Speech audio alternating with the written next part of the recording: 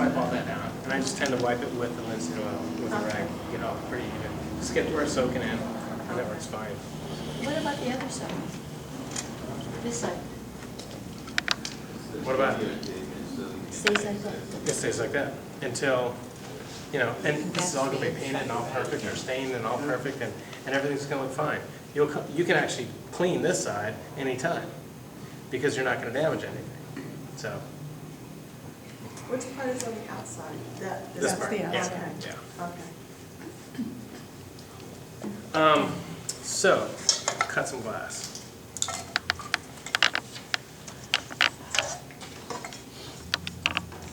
If you have some old wavy glass, you're happy. You stockpile it in your backyard, like some people I know. You can use bigger pieces for small projects, and that's great. And somebody's asking about glass. We say wavy glass because like the 100-year-old houses that we all have wavy glass, or ideally, that's what we want them to have. If you work for the state, you can't, it's harder to reclaim old glass, so we buy restoration glass, and this is restoration glass, and it actually is wavy. It's made new, but it's made replicate wavy glass. They use the same process.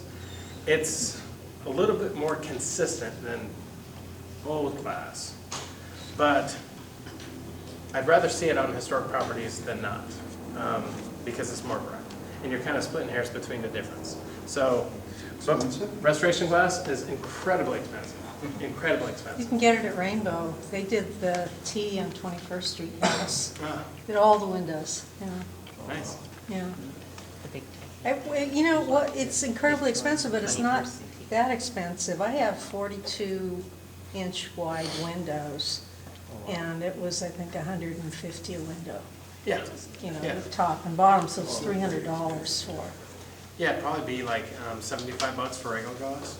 yeah, That's the yeah. difference. That's the But, difference. if you're, once again, it goes back to that big economic thing. You have 4 wavy glass windows and you have to replace the fifth, or 3 and you have to replace, it looks bad if you don't have it. Yeah, or just hang out a new home building supply and like wait for that old timer to come in and say like, hey, you have any old wavy glass in your backyard? And, Okay. say I got $50. You can do that. And what I'm gonna show you now is like, whether it's new glass or old glass, how to cut it. Yeah. Because if you are gonna be dealing with some glass, knowing how to cut it can make a big difference, because you can have some bigger pieces, but just like make it to fit your window. And like I say, I unless there's a special need, I'll cut all my own glass, because I just like the control. But sometimes I'll go to the window shop and just have them cut it. They tend to be good about it, but it can take longer and you can run into more problems that way. So let me grab, actually, let me just grab a rag real quick. The most important thing about cutting glass is your cutter. If you go to a hardware store and you buy one of those cutters for $20, there's a dumpster out there that I don't think has all the latex places. You've wasted your money, don't do it. More often than not, especially with restoration glass or old wavy glass, you're gonna end up breaking the glass because it's a cheap cutter and they just don't work. There's not a particular one that I covet, but I have a different one at home. This is the one I use for the state. They're both, I think they're the same company, Toyo, but they look different. They're both about $100. It's expensive. You want to keep it soaked in oil. Somebody I found that used to work for the state had a big container of glass cutter oil. You don't need glass cutter oil. Even glass shops will say like, oh yeah, 3-in-1 household oil works fine. So, but just keep that always soaking in the oil, and it'll be great. In terms of cutting your glass to fit a window, I like to have about a 1/16 of an inch all the way around. So whatever your opening is, I'll add an 1/8 to it, or subtract an 1/8. That way, you know, if there's a little wonkiness in your frame, it's not perfectly square, or if you cut things a little bit off, it gives you a little wiggle room. It also gives you some room for that glazing putty to go all the way around. So there's a lot of advantages to going a little bit less. If it's a little bit more and you're trying to fit it in there, you'll get that crack. It's just, it's better to err on the side of keeping it lighter. That said, you know, this is pretty crude. The way I do it is I'll measure it over and then I'll make my mark with a Sharpie, knowing that the Sharpie's pretty wide. But I'll just try to like have my cutter be right in the middle of that Sharpie line. And so that's what you really need to watch, because this thing is wide, and then you look at that cutter is right in the middle of that. So I'll just kind of move everything over at the front and at the back to where that's going to line up pretty well. And when you cut, you want to have even pressure through the whole process. And you always want to hear the sound, the consistent, and you'll hear that, hopefully, if all goes well. Oh, yeah. That felt good. Because then you can feel pretty good about it, just pop it right off. That's the way I've always done it, and I've had pretty good success. For the state, I bought 9 sheets of restoration glass, $5 grand. As a tax-paying citizen, that's really, you don't want to break that. And I'm down to my last sheet, haven't broken it yet. So this system works well for me. There are people that like make the cut and then they'll tap it like with the edge of this and get it to break. Yeah, that works for them. I found it just like doing the, you know, just that You buy way. single strength glass for regardless the size window opening? No. But it just sounds nice. I try to follow what was been done before. If you have like a you know, window sash about this size and it's got a broken pane in it, look at the glass and go like, yeah, that's single strength. And sometimes you can see if it's single strength or double strength. If the window is bigger, it'll often be double strength because of the flexibility, just thicker. I'm sure there's a way to calculate when you need double strength. I don't know when that is, but I'm sure you could look it up. But I think just following what was done before, most normal size window sashes are single strength. And if you need tempered glass because it's near the ground, is tempered glass the same thickness or is it thick? I think they make tempered single strength. They do. They'll temper it for you. Yeah. So you order ordinary glass and then they send it out, get it baked. Oh, wow. Yeah. And you get it back. Okay. Yeah. Actually, I ordered some tempered glass with single strength for an old sash network. Yeah. So, yeah, I think they can temper most things. So that's all well and good for square sashes. And you're looking at that $5,000 worth of glass, and you're like, can't mess this up.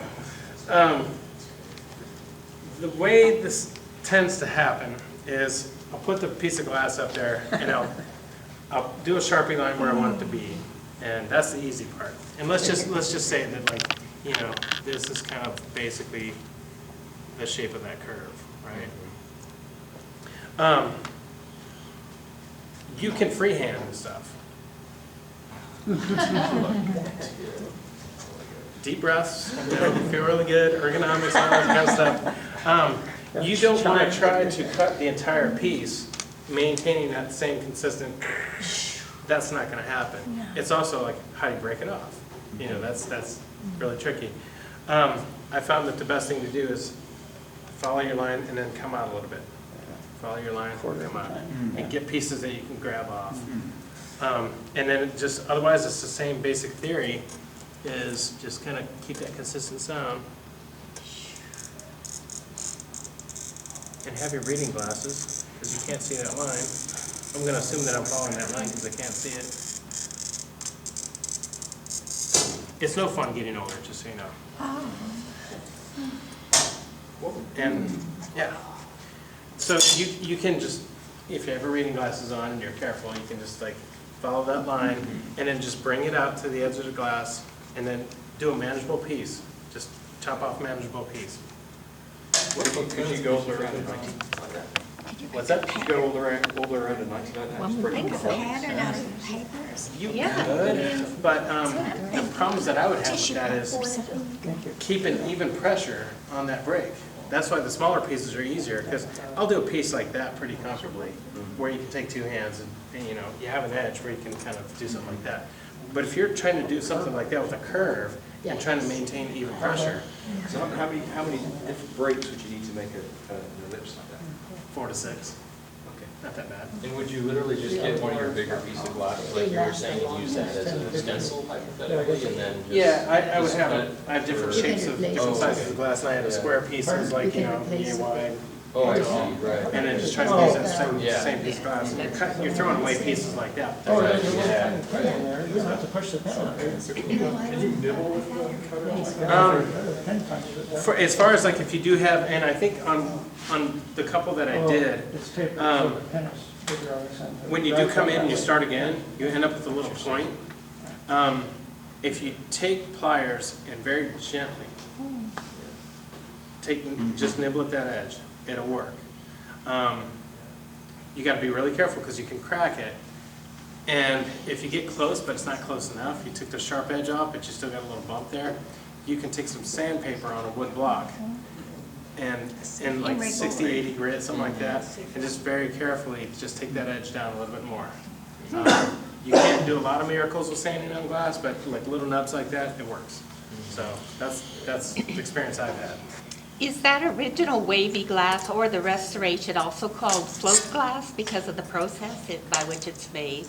Oh, what about it? Float glass? I'm trying to remember my history of glass stuff. I heard it was poured while it was hot. Yeah, And there's that, plate glass, there's the float glass, and I think the float glass is the new stuff. oh, Yeah, I think okay. all those were cylinders, weren't they, that they cut? That was crown glass. Okay. And that was like, basically, the mid-1800s is when they stopped doing crown glass. Okay. They started doing Wow. the float glass. And then now they're doing the float The glass. plate. The plate glass, yeah. Plate glass is the wavy glass. On the single strength, it comes at 1/8 and 3/32. Have you tried 3/32? It's a little bit thinner and a little cheaper. I've seen it, and the other contractor that was in the, Smaller, is it? helped teach in the class I was teaching, he has calipers that can measure the thickness of glass. And Yeah. even on a Oh, of single course, pane of yeah, glass, that's- it can be different.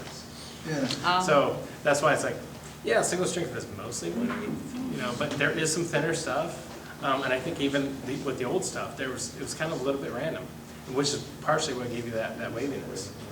I have seen the crown glass, which is like the early stuff. The Larkin House in Monterey has like a couple panes of like the old crown glass, and it's really interesting to see. It's really, really distorted, and you can see the circles. And pretty rare. You just don't see that. So, and in our world in Sacramento, there isn't much that would have plate glass that I can think of. So, all right. Can I see the point? Yeah.